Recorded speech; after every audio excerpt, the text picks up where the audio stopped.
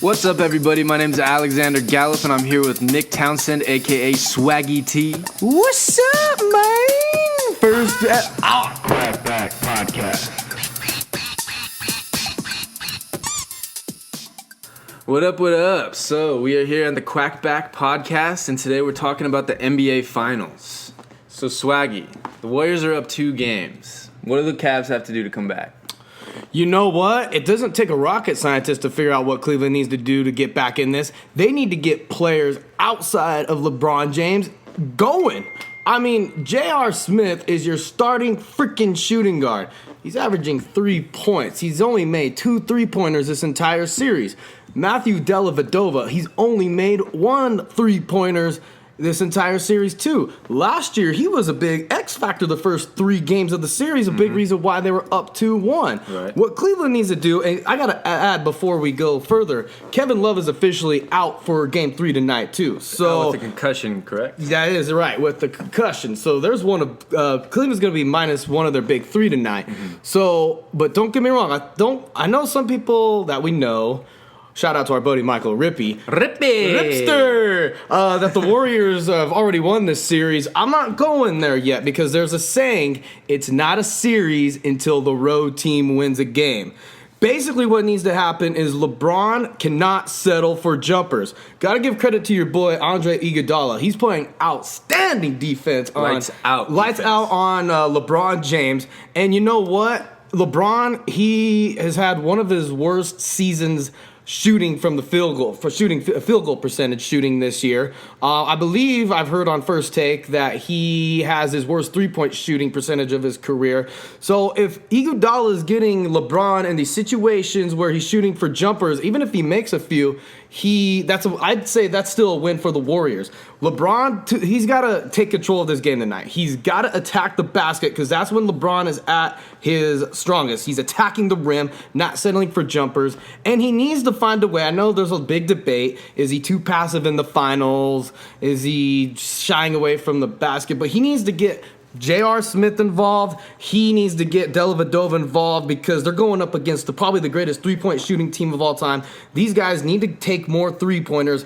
If J.R. Smith is only averaging 3 points in this series, going up against the likes of Clay and Steph, they're not going to win. And Kyrie Irving, he's their starting point guard. I think the other night, Game 2, he had 1 assist. You're a starting point guard. You need to get more assists you can't have more than 1 assist per game. Right. He's got to play more of a point guard role too. That's the thing Cleveland needs to do. That's the big reason why Golden State is up 2-0. Is their team outside of the Splash Brothers are taking control. Cleveland's team is not. So that's what Cleveland needs to do. What is it that the Warriors are doing so well that's put them up 2 games? Ball movement is one, like they're moving the ball around. And you know what's concerning for Cleveland is the Splash Brothers, Clay and Steph, they haven't really, I did the stats. Curry's averaging 14 points a game in this series. Clay's averaging 13. Right. Still pretty low. Here's another thing, too, is so far the first 2 games of this series, Draymond Green, I mean, he's averaging just under a double-double. He went 5 from 7 from 3-pointer. 22 points per game. Yeah, he's doing really good. And now that I'll tell you what, now that Kevin Love is out, they're going to need Tristan Thompson to step up, and because I think that's a huge advantage from a rebounding perspective for the Warriors. On top of that, Game 1, hero of that game, Sean Livingston. They did a good job on Curry, only held him to 11 points, but Livingston got 20 that game. Sure. I didn't see that coming. Sure. And so it's basically the thing, the Warriors, they've won these first 2 games because the players outside of Curry and Clay have contributed. Right. So talking about the bench, let's say between Iguodala and Sean Livingston, who would you say is the most valuable bench player? Or is it one of those 2, or is it somebody else? Iguodala by far. The main difference is, well, first of all, he was the MVP of last year's finals. Right. But what's key with them is, as I mentioned earlier, his defense on LeBron James has been phenomenal this series. Do you think it's going to be the same factor this year as it was last year? How much Andre contributed as far as defense against LeBron? You think that's going to be the factor this year as well? Or do you think there's going to have to be other factors that go into that? I think there's going to have to be other factors into that one. Iguodala's playing good this series, but I think the difference this year is Cleveland hasn't had those breaks from Dellavedova this series. JR hasn't done nothing, but this go around, the Warriors as a team are playing better because they were struggling those first 3 games last year, but once they changed it up, went small ball, started changing that up, then that's when they really took off. Iguodala has been the key. I mean, he's their 6th man. He comes off the bench, so he's definitely their most important player off the bench. His defense has been phenomenal. Okay. And I think I could see him keeping it up. We'll see what happens, though. But I like what he's doing on the defense, mainly containing James, forcing him to settle for jumpers. So after Game 2, LeBron James gave as presents to all of his teammates life-size shields, like shields with their names engraved in it. What the What do you think about that? You think that's going to help him here in Game 3? I don't know if shields are going to help them. I don't know what LeBron is doing. I mean, maybe he's trying to build some chemistry. They're down 0-2. I think if anything that's going to help them in Game 3 is the fact that they get their first home game of the series. Sure. I remember back in the San Antonio-Memphis series watching Inside the NBA, or not Inside the NBA, it was the broadcast of Game 2. Reggie Miller said, when you go back to your home court, that's when your role players start playing better. Mm-hmm. So I think for tonight's game, the Shields aren't going to do nothing. I don't know what that's about, but I expect JR and Dellavedova, I think they're going to have a little bit of a better game. I think Irving's going to settle down. They're going to get fired up from being at home tonight. I think more than anything, it's going to be the fact that they're in the friendly confines of Cleveland, sure, compared to LeBron James buying a bunch of shields. Right. And LeBron James is known for playing hero ball, at least when it comes down to, tight games and when they're down. What do you think? Is LeBron too selfish, or does he need to pass the ball around more? I think it's a combination of the two. I think what LeBron James needs to do, okay, first of all, like I mentioned, not settle for jumpers. Mm-hmm. But with how this series is going is, like, he's got to carry the team. He's their best player. But he still has to facilitate. He still has to facilitate. But what he needs to do is he needs to find that balance of trying to average 30 in this series, mm-hmm, while at the same time trying to get these other guys going. Right. I'll give Irving an okay in this series. He had a pretty good scoring night, Game 1, kind of not so much Game 2. He needs to step up too. But the main thing with LeBron is he needs to get these other guys going, because that was the problem last year, is LeBron tried to win it by himself. Mm-hmm. So he needs to find that balance of not being selfish, but being selfish.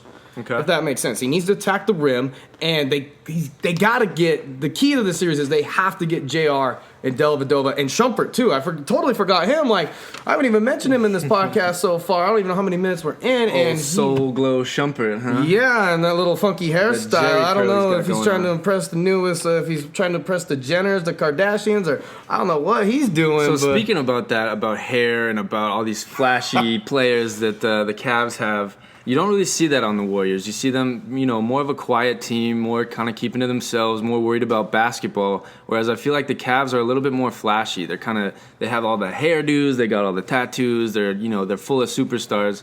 How do you think that plays into team chemistry as far as the Cavs versus the Warriors? I think it plays quite a bit. I mean, because you got to look at some of these guys that are on the Cavs, like J.R. Smith, for example. He was partying in New York, right, when he was with the Knicks. Not to mention releasing his Kickstarter for his new reality show during the finals. Exactly, yeah. I think some of these guys, J.R. Smith, a little bit distracted maybe. And then, because, they're that... Because they have LeBron James on their team, they're going to get a lot of publicity. I think they try to, live in that spotlight. Mm-hmm. Whereas the Warriors, you're right, they're not as flashy.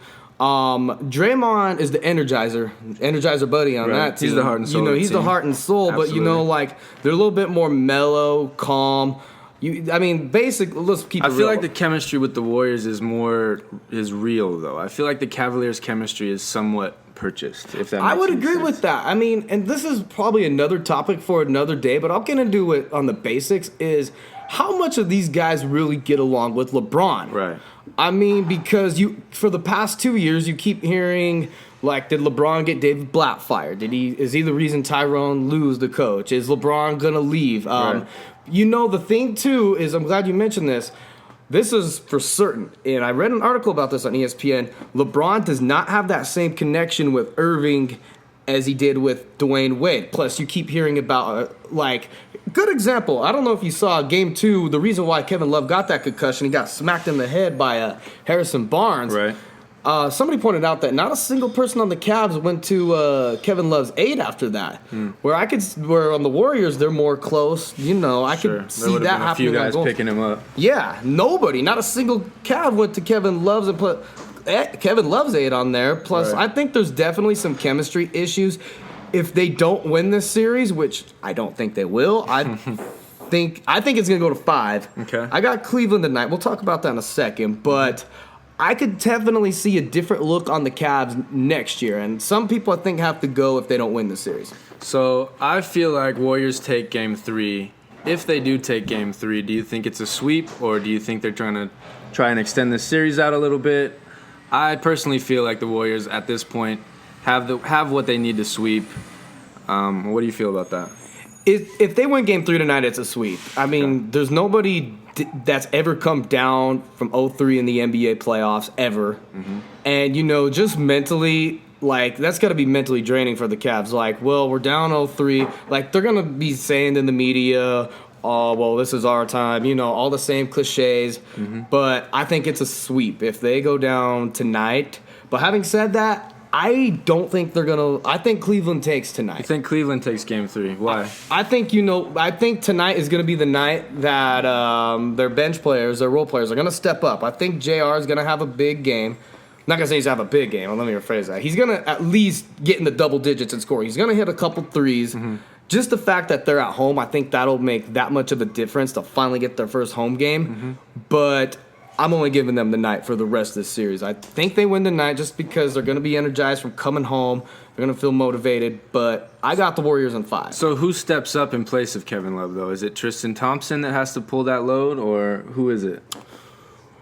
There's a few guys that's going to have to pull that load. Thompson, definitely, because he's that enforcer. He's got to get the rebounds because you got to figure there's 2 big boys between him and Kevin Love. They're the rebounding team right there. So, not Kevin Love. Thompson, he's got to have to step up his rebounding. Okay. And at the same time, they're going to have to make up. Kevin Love, I totally forgot to see how many points he averaged this regular season, but I'm pretty sure it's somewhere, I'm going to say maybe the 16, 17 range. Mm-hmm. So there's a handful of points that the other players are going to have to make up for. Irving's going to have to have a good night scoring tonight. He's going to have to get at least 20. Okay. Possibly more. I'm thinking 25 will do it, but he's got to get at least 20 if they want to win. Mm-hmm. JR is going to have to get at least 10. Dellavedova, he's going to have to put up probably 10 too. So they're going to have to spread the ball, and LeBron's going to have to have a good scoring night too. He's going to have to get somewhere in the 30s if they want to win tonight.